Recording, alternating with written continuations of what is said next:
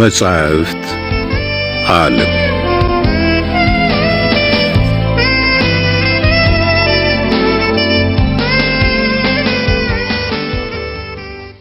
እፎይታ።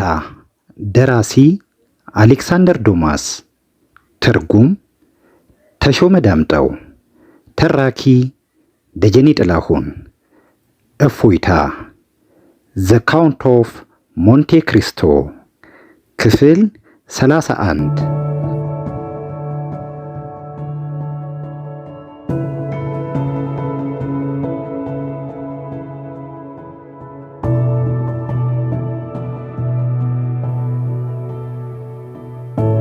ማክሲሚለን ከወጣ በኋላ ሞረል እጁን ዘርግቶ መጥሪያውን ደወለ።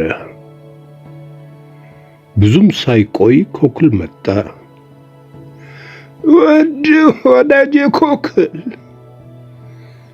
አለ ሞረል ለመግለጽ በሚያዳግት የታከተ ቃና። በረንዳው አካባቢ ሆነ። የቶምሶንና ጓደኞቹ ወኪል ሲመጣ ታስገባልኛለህ። ኮክል መልስ አልሰጠም። በአዎንታ ራሱን ከነቀነቀ በኋላ ወደ በረንዳው ሄደና ተቀምጦ ይጠባበቅ ጀመረ። ሞረል ወንበሩ ላይ ለጠጥ ብሎ ተቀምጦ የግድግዳውን ሰዓት ተመለከተ። 5 ሰዓት ሊሞላ 7 ደቂቃዎች ይቀሩታል። ሽጉጦቹ እንደጎረሱ ናቸው። የጂሌን ስም በጎርናና ድምፅ ዝግ ብሎ እየጠራ አንደኛውን ሽጉጥ አነሳው። ጁሌ ግን አልነበረችም። ከዚያም ሽጉጡን መልሶ አስቀምጦ ብዕር አወጣና ለጁሌ ጥቂት የስንብት ቃላት ጫር ጫር አድርጎ እንደጨረሰ የግድግዳውን ሰዓት ሲመለከት የቀረው ጊዜ በደቂቃዎች ሳይሆን በሰኮንዶች የሚቆጠር መሆኑን ተገነዘበ። አይኖቹ ግድግዳው ሰዓት ላይ እንደተተከሉ ሽጉጡን ብድግ አደረገ። መሳሪያውን ሲያነሳ ከሰማው ድምፅ ጋር እሱም ብድግ ብሎ ፊቱን ወደ ግድግዳው አዞረ። በዚህች ቅጽበት የቢሮ በር ሲከፈት ተሰማው። ኮክል የቶምሶንና ጓደኞቹ ወኪል ብሎ ሲናገር ሞረል ፊቱን አልመለሰም። ሽጉጡን ወደ አፉ አነጣጠረ። ድንገት የጮህ ድምፅ ሰማ።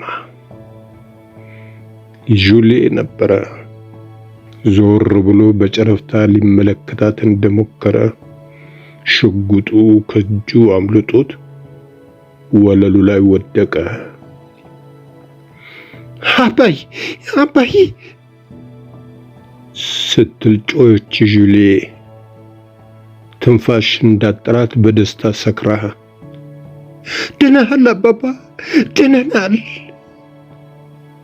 የያዘችውን ቀይ ሐር ቦርሳ ወደ አባቷ ወሰደች። ተመልከት። ሞራል ቦርሳውን ከዚህ በፊት የሚያውቀው መሆኑ ትዝ እያለው ግራ ተጋብቶ ከጁሌ ተቀበለ። በቦርሳው ውስጥ በአንደኛው ክፍል የ287,500 ፍራንክ ደረሰኝ ነበረበት። ሞራል ገልጦ ሲመለከት ተከፍሏል የሚል ማህተም አርፎበታል።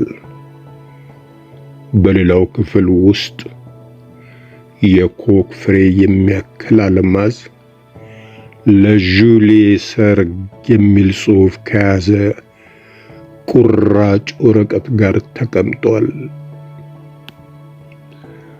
ሞራል እጁን ግንባሩ ላይ አደረገ።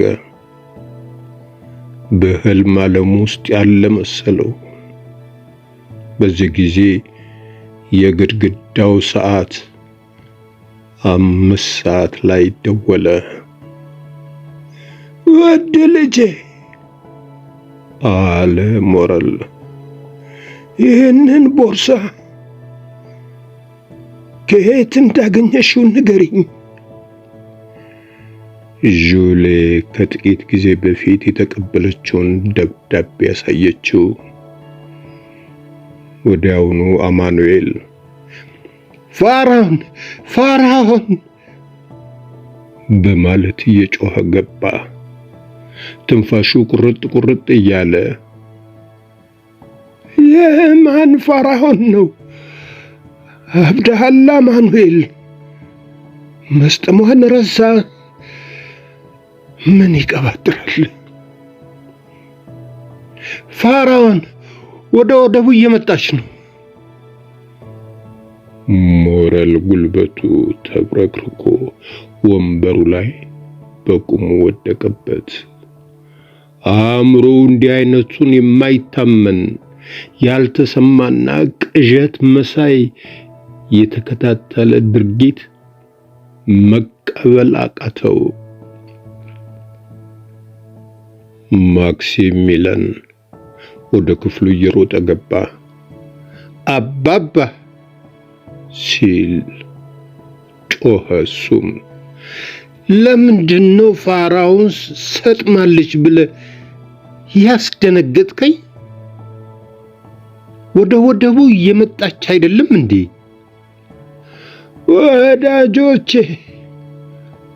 አለ ሞራል በሰለለ ቃና፣ መቼም ይህ ሁሉ እውነት ከሆነ በተአምር ማመን አለብን። እስኪ ለማንኛውም ወደ ወደቡ እንሂድ፣ ዜናው ውሸት እንዳይሆን። እመቤት ሞራል ደረጃው ላይ ተጠብቃቸው ኖሯል። ምስኪኗ እመቤት የደስታው ብዛት ስላሸበራት ወደ ቢሮው ለመምጣት አልደፈረችም። ግድግዳውን እንደተደገፈች ኧረ እንዴት ልሁነው አለች። የማርሴል ከተማ ኗሪ ወደ ወደቡ ይጎርፋል። ህዝቡ ሞራልን ሲመለከት ፋራውን በማለት እያወካ የተጨናነቀው መንገድ ይለቅለት ጀመረ። ነገሩ ሐሰት አልነበረም። ከመቃኛው ሰገነት ትይዩ ከጎኗ ፋራውን፣ ሞራልና ልጆቹ፣ ማርሴል የሚል ጽሑፍ በነጭ ቀለም የተጻፈባት መርከብ መልህቋን እየጣለች ናት። የፋራውን ትክክለኛ ቅጂ ከመሆኗም በላይ የፊተኛዋ በሰጠመችበት ወቅት ይዛው ከነበረው ጋራ በአይነቱም ሆነ በብዛቱ ተመሳሳይ የሆነ ሸቀጥ ጭናለች። መርከቧ ጭነቷን ለማራገፍ በመዘጋጀት ላይ እንዳለች ካፒቴን ጋውማርድ በአንድ ጫፍ በኩል ቆሞ ትዕዛዝ ሲሰጥ፣ ፔኔሎን ደግሞ ለሞራል ምልክት ያሳይ ጀመረ። ሕዝቡ በመገረም በሚያውካካበት ወደብ ሞረልና ማክሲሚላን እርስ በርሳቸው የደስታ ቃል በመለዋወጥ ላይ እንዳሉ ግማሽ ፊቱን ጥቁር ፂም የሸፈነው ሰው ራቅ ብሎ ሁኔታውን ይከታተል ነበረ። ደስ ይበላችሁ እናንት ንጹህ ልቦች አለ ሰውየው በዝግታ ለራሱ። ላደረጋችሁትና ለምታደርጉት ሁሉ ካሳው ተከፍሏችኋል። ከዚያም ፊቱ በርካታና በደስታ ፈገግ ብሎ ከተሰወረበት ስፍራ ተነሳና ማንም ሳያስተውለው በሕዝቡ መሃል ወደ ውሃው ጫፍ ሄዶ ጃኮፖ ሲል ተጣራ። አንዲት ታንኳ ቀርባ ተቀበለችውና በረቀቀ ጥበብ ወደ ተሰራችው ውብ የቅንጦት ባርካ ወሰደችው። ባርካዋ ላይ በጠንካራው የመርከበኛ ጉልበት ዘሎ ከወጣ በኋላ በደስታ ዙሪያውን ከከበበው ሕዝብ ጋር እየተጨባበጠ ባለውለታውን ከሰማይ ያገኘው ይመስል አንጋጦ የሚመለከተው ሞረልን ለመጨረሻ ጊዜ ተመለከተው። ከእንግዲህ ወዲያ አለ በቅንጦት ባርኳ የተቀመጠው ሰው ፊቱን ክስክስ አርጎ ደግነት፣ ርኅራኄና ባለውለታነት ደህና ሆኖ ልቤን በሐሴት የምታስፈነድቁ ስሜቶች ሁሉ ከአእምሮዬ ጥፉ። ለበጎ አሳቢዎች ውለታ በመክፈል እንደረካው ሁሉ የሸረኞችን ተንኮል ለመበቀል ደግሞ ልቤ ደንደነልኝ። እንዲህ ከተናገረ በኋላ ባርኳ የባህሩን ጉዞ ተያዘችው። ይህ ከሆነ ብዙ ዓመታት አለፉ። ኢጣሊያ ውስጥ የሮም ከተማ ዓመታዊ ፌስቲቫል የሚከበርበት ሳምንት በመድረሱ በበዓሉ ላይ ለመገኘት አቅሙ የሚፈቅድለት ከበርቴ ሁሉ ከመላው አውሮፓ መጉረፍ ከጀመረው ውሎ አድሯል። በበዓሉ ወቅት የሚታየውን የመኝታና የምግብ ውድነት ተቋቁሞ ወጪን መሸፈን አዳጋች በመሆኑ ፌስቲቫሉን በሮም አደባባይ ተገኝቶ ማክበር እንደ ታላቅ ክብር የሚቆጠር የሀብት መግለጫ፣ የገንዘብ ምርጫ፣ የዝና ማትረፊያ መድረክ ሆኖ ያገለግላል። ከፓሪስ ከተማ ከመጡ የፌስቲቫሉ ተካፋዮች መካከል በተለይ አልበርትና ፍራንዝ የተባሉ ወጣት ጓደኞች ሎንድረስ በተባለው ትልቅ ሆቴል የመኝታ ክፍል ይዘዋል። በአጋጣሚ የሁለቱም ጓዶች ወላጆች ዕውቅ የፈረንሳይ የጦር መኮንኖች ናቸው። ፍራንዝ አባቱ በፈረንሳይ የጦር ሰራዊት ውስጥ በፈጸሙት ግልጋሎት ታላቅ ማዕረግ እስከ ማግኘት የበቁት የጦር መኮንን የፊልድ ማርሻል ፍሌቨን ሊሽ ሲሆን እኒሁ አባቱ ፈረንሳይ በናፖሊዮንና በሉዊስ 18ኛ መካከል በተደረገው የስልጣን ሽኩቻ ስትናወጥ በነበረበት በዚያ ቀውጢ ዘመን ባልታወቀ ሁኔታ የተገደሉ ሰው ናቸው። አልበርት ደግሞ በተለይ በስፓኝና በግሪክ የጦር ሜዳ ጀብዱ ፈጽሞ የክብር ሊሻን የተሸለመው የጄኔራል ሞርስፍ ልጅ ነው። ጄኔራል ሞርስፍ መጠሪያ ስሙን ያገኘው በእንደራሴነት ከተሾመበት ሞርስፍ ከተባለው ግዛት ሲሆን ተወልዶ ያደገው ማርሴል መሆኑንና በዚያ ወቅት ፈርናንድ ይባል የነበረ አሳ አስጋሪ መሆኑን የሚያውቁ የፓሪስ ነዋሪዎች በጣት የሚቆጠሩ ናቸው። የተትረፈረፈው ሀብቱ ምንጭ ምን እንደሆነና በተለይም ሚስቱን ሜርሲደስን እንዴት እንዳገባ ውስጠ ሚስጥሩን የሚያውቅ ግን ጭራሽ ያለ አይመስልም። ምንጊዜም እንዲህ ነው። ጊዜ ረዘም ካለ እንዴት ሊሆን ቻለ የሚሉት ጥያቄ አመድ እንዳለበሱት ረመጨት አይሞቅም፣ አይደምቅም። ከተቀበረበት ሲያፈልሱት ግን በሙሉ ኃይሉ መፋጀቱን ይጀምራል።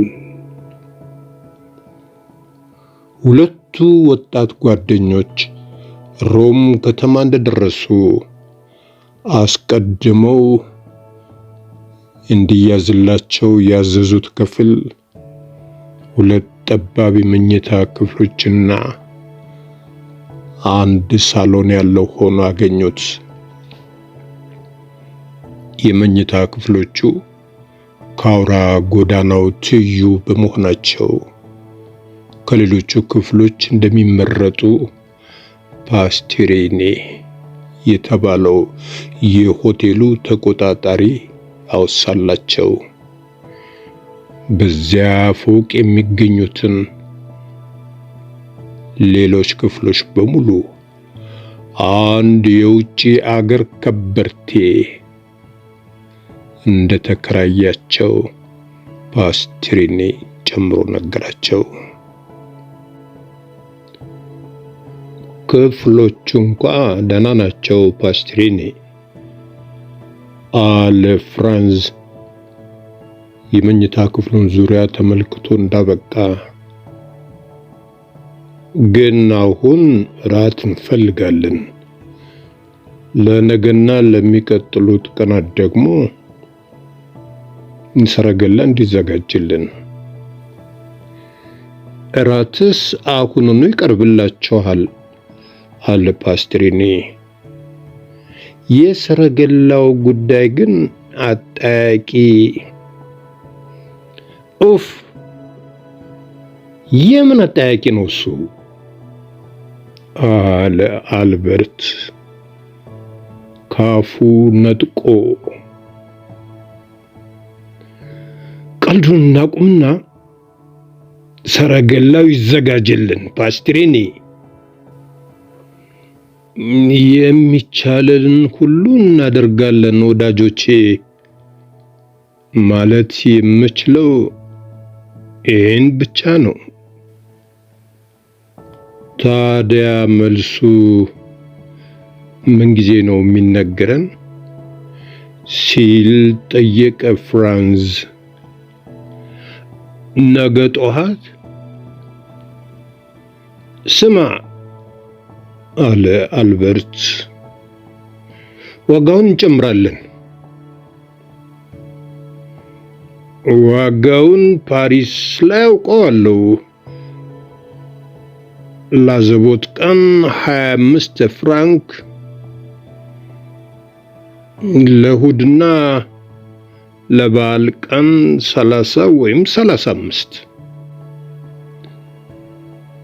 ሮም ውስጥ ግን እጥፍ ብትከፍሉ እንኳ የሚገኝ አይመስለኝም። አልበርት በተሰጠው መልስ ባረካ ሰው አስተያየት ፍራንዝን ከተመለከተው በኋላ ትሰማለህ ፍራንዝ አለ።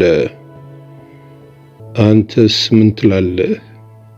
ሲል ፍራንዝ ጥያቄውን በጥያቄ መለሰ። እኔ በበኩሌ አንድ ነገር አልዋጥልህ ሲለኝ ስለ ነገሩ ማሰቤን ትቼ ወደ ሌላ ነገር አዞራለሁ። ለመሆኑ ራትስ ደርሷል ፓስትሪኒ? አዎ ጌታዬ። በጣም ጥሩ። ይቅረብልና። ግን የሰረገላው ነገርስ? ሲል ጠየቀ ፍራንዝ። ኡፍ አትጨነቅ ወዳጄ አለ አልበርት። ራሱ ከቸች ይላል። ዋናው ቁም ነገር ገንዘብ መጨመር ነው። አልበርት በተፈጥሮ ቦርሳው ሙሉ የሆነ ሰው ፈልጎ የሚያጣው ነገር እንደሌለ ስለሚያምን በችግሩ ብዙም አልተጨነቀበትም። ራቱን ከበላ በኋላ ወደ መኝታ ክፍሉ ሄዶ ድብን ያለ እንቅልፍ ተኛ። በማግስቱ ጠዋት ፍራንዝ ልክ ከእንቅልፉ እንደነቃ መጥሪያውን ደወለ። ፓስትሪኒ ራሱ ነበር የመጣው። የፈራሁት አልቀረም አለ የሆቴሉ ተቆጣጣሪ በረጅሙ ከተነፈሰ በኋላ። ፍራንዝ እስኪጠይቀው እንኳ ፋታ ሳይሰጥ ጌታዬ፣ ትናንት ቃል አለመግባቴ ትክክል ኖሯል። ጊዜው አልፏል። ሮም ውስጥ ለበዓሉ 3 የመጨረሻ ቀናት እንኳን አንድም ሰረገላ አይገኝም።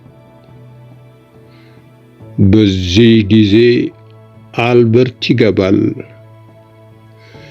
ያም ሆነ ይህ በማለት ፓስትሪኒ ንግግሩን ቀጠለ። ከዚያ የተሻለ ነገር አግኝቼላችኋለሁ። ምንድነው እሱ? ፍራንዝ ነበረ። የሞንቴ ክሪስቶ እንደራሴ በዚህ ፎቅ ውስጥ እንደሚኖሩ ሳታውቁ አትቀሩም። እሳቸው ችግራችሁን ስለሰሙ በገዛ ሰረገላቸው ውስጥ 2 መቀመጫዎች ፈቅደውላችኋል። ፍራንዝና አልበርት እርስ በርሳቸው ተያዩ። ከማናውቀው ሰው ጋር መቀመጡን እንዴት ታየዋለህ ፍራንስ? ሲል ጠየቀ አልበርት። የሞንቴ ክሪስቶ እንደራሴ ምን አይነት ሰው ነው? በማለት ፍራንዝ ፓስትሪኒን ጠየቀ። የት አገር ሰው እንደሆኑ ባላውቅም በጣም የተከበሩና በሀብታቸው ተወዳዳሪ የማይገኝላቸው ትልቅ ሰው ናቸው። ላለፉት 10 ዓመታት በመካከለኛው ምስራቅ ጥናታዊ ጉብኝት ሲያደርጉ የነበሩ ምሁር እንደሆኑም ሰምቻለሁ። እንደሚመስለኝ አለ ፍራንዝ ለአልበርት፣ ይህ ሰው እንደ ፓስትሪኒ አባባል ስርዓት የሚያውቅ ቢሆን ኖሮ መልእክቱም በሌላ መንገድ ያቀርብልን ነበር። ለምሳሌ በደብዳቤ ወይም ፍራንዝ ተናግሮ አልጨረሰም፣ በሩ ተንኳኳ። ይግቡ አለ ፍራንዝ።